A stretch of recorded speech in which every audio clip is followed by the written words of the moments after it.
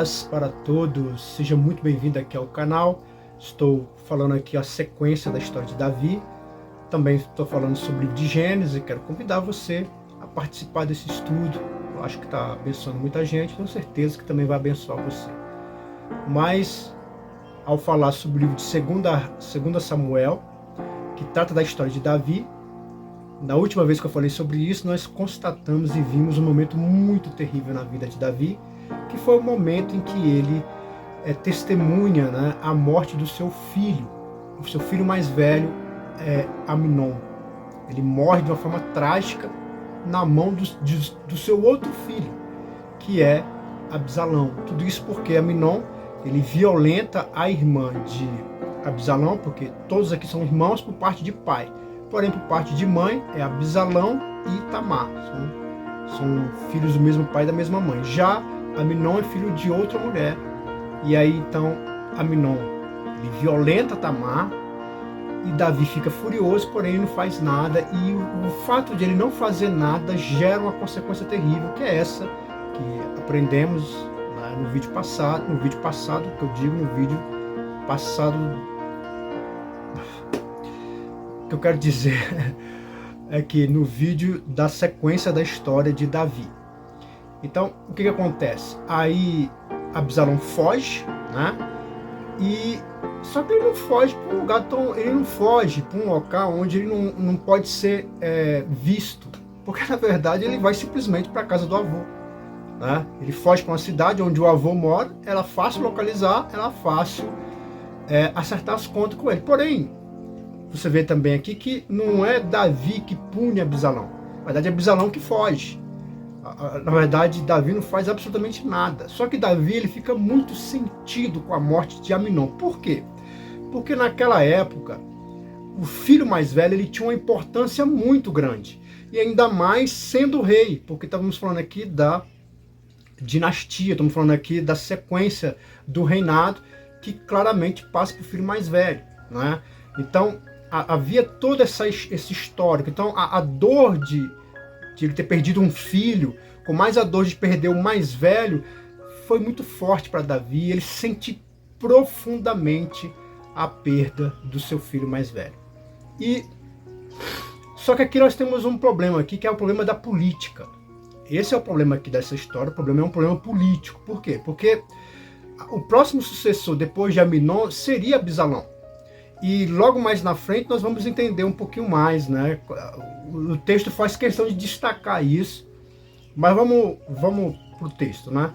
Que tá eu não vou ler todo, né? Eu vou ler só alguns versículos. 2 Samuel, capítulo 14, versículo 2, diz assim: enviou Joabe a Tecoa e tomou de lá uma mulher. A Tecoa, essa cidade de Tecoa, na verdade ela é a cidade do profeta Amós, uma cidade onde tinha muitos sábios, muitos profetas, né? Era uma cidade que tinha um número maior de pessoas, entre aspas, mais velhos, com mais entendimento, mais sabedoria. E é de lá que ele traz essa mulher.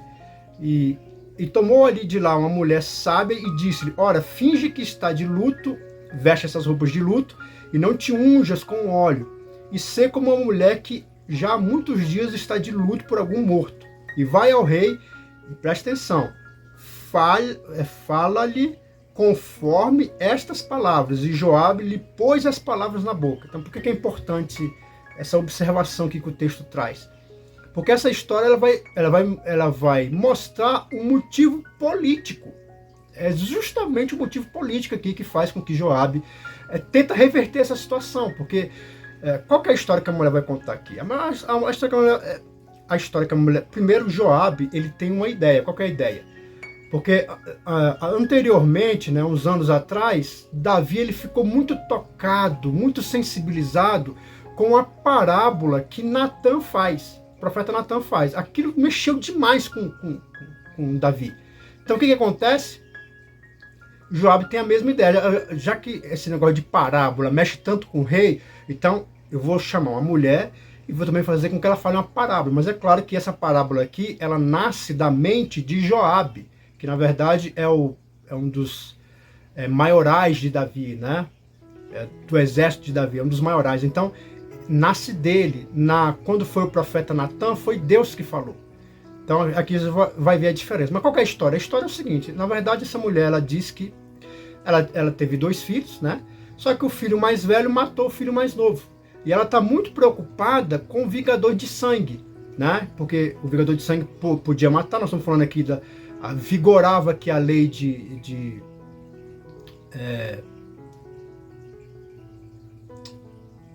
fugiu da memória. Fugiu da memória. Não é talião, não. Não é talião, não. Mas, de qualquer forma, o nome está aí. E aí o que acontece? Então, havia essa possibilidade de acerto de contas, né? Segundo a história, havia essa possibilidade de acerto de contas usando esse personagem que vai ser o Vingador de Sangue. No versículo 11 desse capítulo, 2 Samuel 14, vai dizer assim: disse ela, ora, lembre-se o rei, o Senhor, seu Deus, para que os vingadores do sangue não prossigam na destruição e não exterminem o meu filho. Então disse ele, vive o Senhor, de que não há de cair no chão nenhum dos seus cabelos do teu filho. Então, só que esse vingador de sangue não cabe aqui nessa história que essa mulher está contando. Eu vou explicar. Vamos supor que tem a família A e a família B. A família A mata um integrante da família B. Então o que ela vai fazer? A família B, segundo o direito que ela tem, ela vai buscar um vingador de sangue para matar o da família A, né? Só que por que não cabe nessa história aqui? Porque o ponto aqui é o filho que matou outro filho, ou seja, é da mesma família. É como se fosse a família A. Então, alguém da família A matou alguém da família A. Então, aqui não cabe o vingador de sangue. Então, há uma incongruência aqui nessa história dela aqui. Então, você vê que ela não tem a força que tem do profeta Natan, que foi uma revelação de Deus. Então, ela diz, né? E ela explica, ela fala assim, ó, sabe por quê? Porque se mata esse outro meu filho, ele é o único que vai perpetuar o sangue do pai. Então, se ele morre, então morre a semente com ele. Não há aqui uma perpetuação. Então, um filho matou um único outro. Eu só tenho mais um filho para poder, que seria no caso o filho mais velho, para poder estabelecer as próximas gerações. Se mata ele, acabou. Então, a semente do meu marido morre com ele.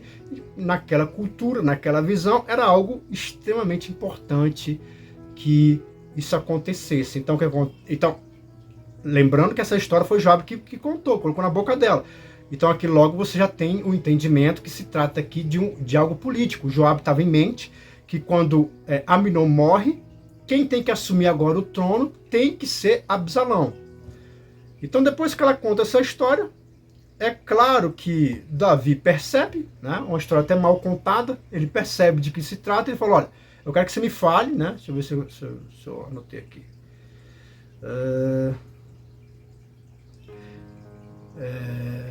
E disse o rei, no versículo 19, e disse o rei, não é verdade que a mão de Joabe anda contigo em tudo isso? Respondeu a mulher e disse, vive a tua alma, ó rei meu, Senhor, que ninguém se poderá desviar, nem para a direita nem para a esquerda, de tudo quanto o rei meu Senhor tem falado.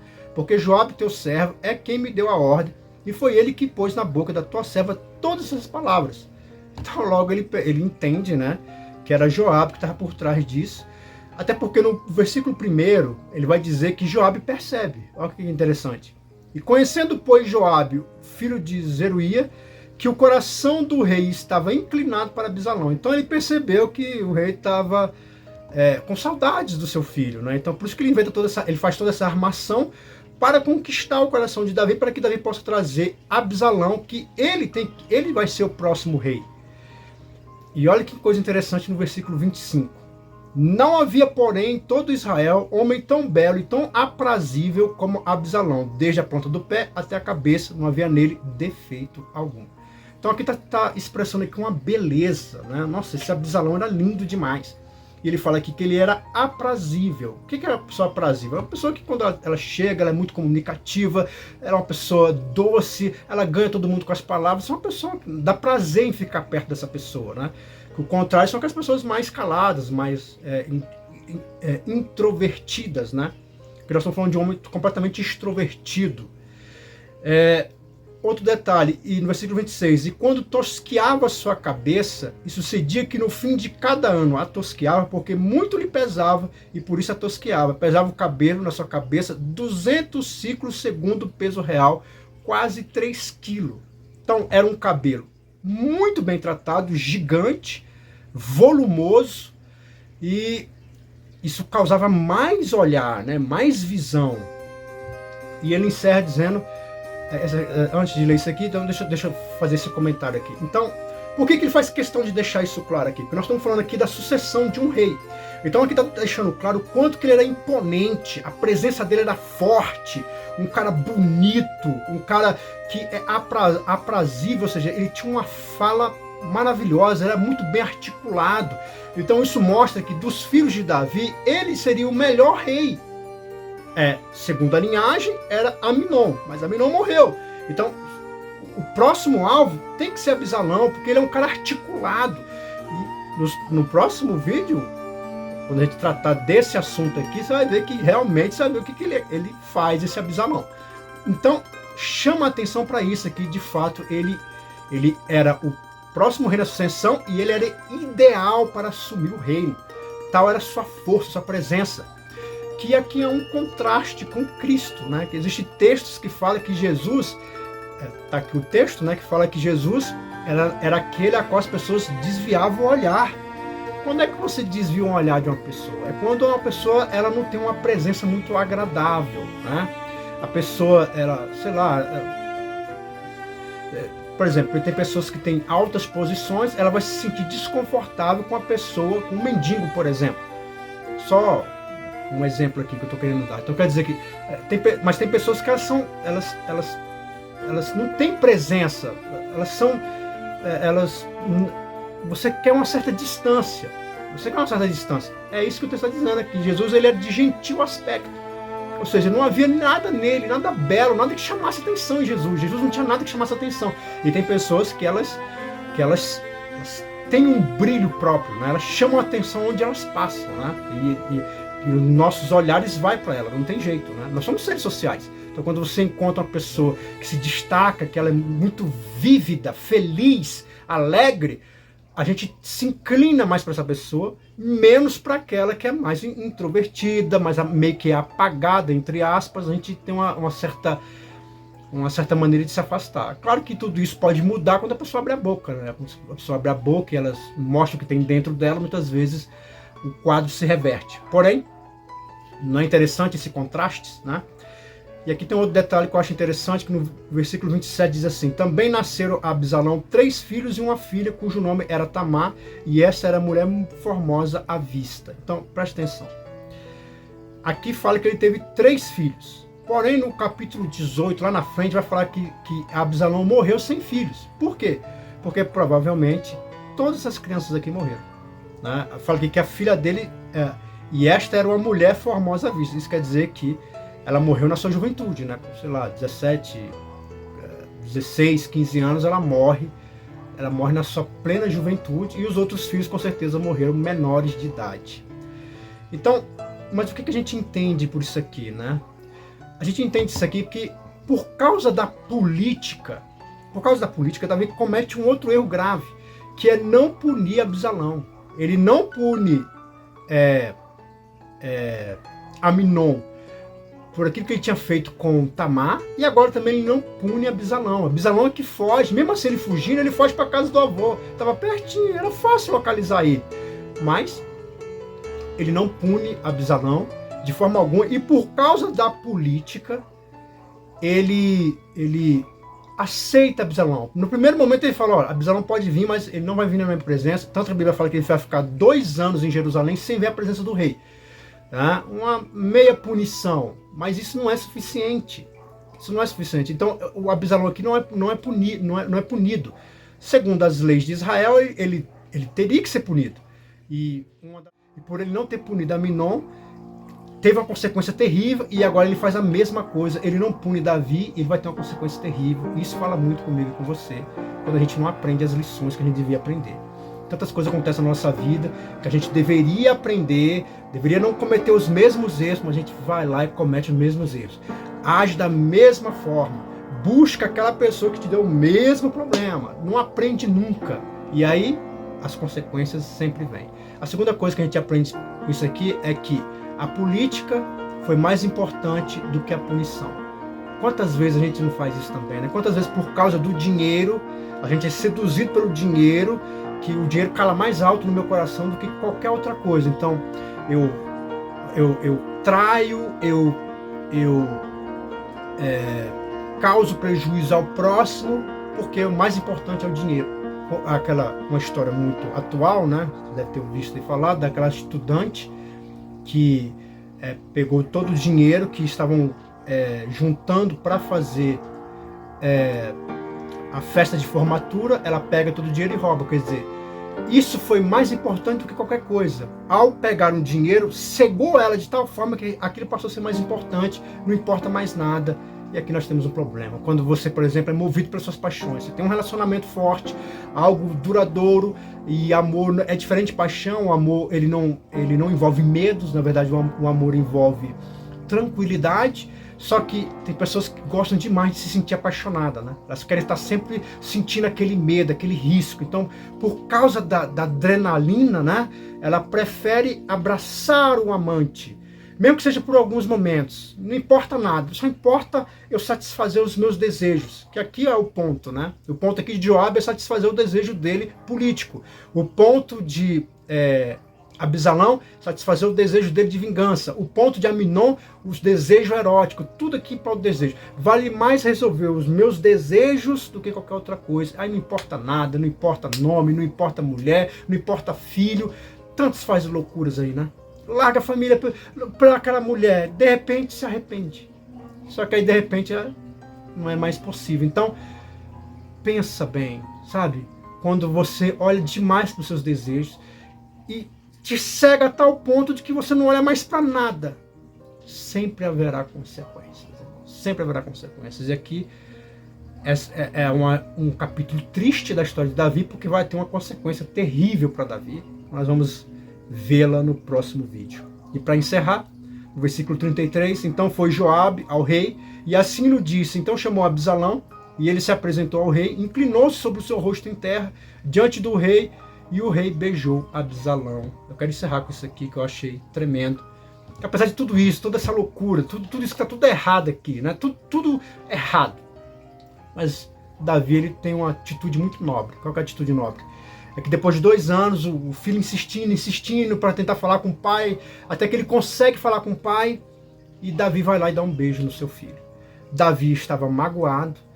A morte do seu filho Aminon estava muito presente no coração. Você que é pai, você sabe muito bem disso, né? Os anos se passam, mas o sentimento está lá. Mas ele vai contra tudo que ele sente e toma uma decisão de perdoar Absalão. Perdão, na verdade, é isso. Perdão não tem nada a ver com eu sentir. Não, agora eu tenho que sentir uma paz no meu coração para poder perdoar. Não é nada disso. Perdão é uma atitude que você toma. Você toma uma atitude e depois os seus sentimentos vão acompanhar. Não é eu sentir para depois tomar atitude. Não. É simplesmente eu tomo a atitude e os meus sentimentos vão acompanhar essa minha atitude. Então, Davi, mesmo sentido, ele toma a atitude de perdoar Absalão, e logo você vai ver que com o passar do tempo, ele de fato perdoou Absalão. E é assim que você tem que fazer. Você primeiro toma a atitude de perdoar, e aí depois, que você, depois que você perdoa, aí os seus sentimentos acompanham. Lembrando que, quando você perdoa uma pessoa, não significa que essa pessoa tem que fazer parte da sua vida. Porque o que vai determinar se essa pessoa vai fazer parte da sua vida é se ela se arrependeu. O arrependimento consiste em não fazer de novo. Se a pessoa volta a fazer de novo, significa que ela nunca se arrependeu. Então, você tem que perdoar. E perdoar é uma atitude que os seus sentimentos depois acompanham. Tem pessoas que o sentimento vai acompanhar ela depois de anos, mas não importa. O importante é tomar a atitude de perdoar. Isso não significa que ela tem que fazer parte da sua vida. Para ela fazer parte da sua vida, aí essa pessoa tem que se arrepender. Ela se arrependendo, aí assim ela faz parte da sua vida. Mesma coisa quando a gente se volta para Cristo. Jesus ele exige que você se arrependa. O que é arrependimento? não fazer de novo. Quando você se arrepende, você não faz de novo, você faz parte da família de Deus. Se você não se arrepende, Deus perdoa você, porém, você não faz parte da família de Deus. Então o ponto é esse: perdoar é necessário, é preciso. Você precisa perdoar quem tem te ofendido, seja lá quem for, esposo, amigo, trabalho, isso não importa. Você tem que ter uma vida de perdão, porque você é perdoado por Deus. Porém, não significa que a pessoa tem que fazer parte da sua vida. Ela só deve ocupar a posição que tinha antes se ela se arrependeu. Por exemplo, o marido, ele me traiu, então você tem que perdoar. É uma atitude, depois seus sentimentos vão acompanhar. Se ele não se arrepende, ele não tem que voltar a ser seu marido. Ele não pode, aliás, ele não pode voltar a ser seu marido, porque ele não se arrependeu. Arrependimento consiste em não fazer de novo. Aí, uma vez que há arrependimento verdadeiro, de fato, a pessoa, quando ela se arrepende, ela tem nojo do que ela fez e ela nunca mais volta a fazer. Ela nunca mais volta a fazer. E aí, quando ela tem essa posição, aí você pode colocar ela de novo naquilo a qual ela ocupava antes, porque você pode ter certeza que você não vai se decepcionar mais. Amém? Até o próximo vídeo.